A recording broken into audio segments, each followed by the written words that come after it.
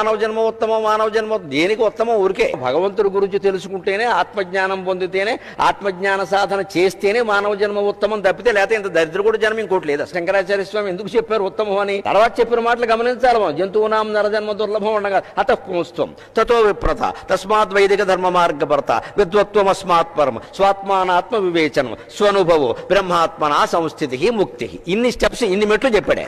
ఈ మెట్లన్నీ వదిలేసి మానవ జన్మ మొత్తం మానవ చప్పట్లు కొట్టుకుంటూ కూర్చుంటారు అక్కడ. మనకంటే గోవు జన్మ నైవండి. గోవు 15 ఏళ్ళ నుంచి బతకదంటూ ఎన్ని పూజలు అందుతోంది గోవు వేళ. దాన్ని పూజించిన వాళ్ళు ఉన్నారా? మన తిట్టని వాళ్ళు ఉన్నారా?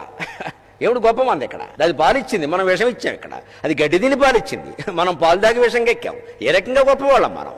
మానవ జన్మ ఎప్పుడు గొప్పది అంటే గోవుకైనా, పులికైనా, మరి ఏ జంతువుకైనా, ఎంత గొప్ప జంతువుకైనా తనలో ఉండేటువంటి ఆత్మను సాక్షాత్కరింపజేసుకునే అవకాశం లేదు. ఒక్క మనిషికి మాత్రమే ఉందా వివేకం. అందుకని వివేకానందులం అయితేనే మానవ జన్మ సార్థకం, లేదా పోయినట్టు.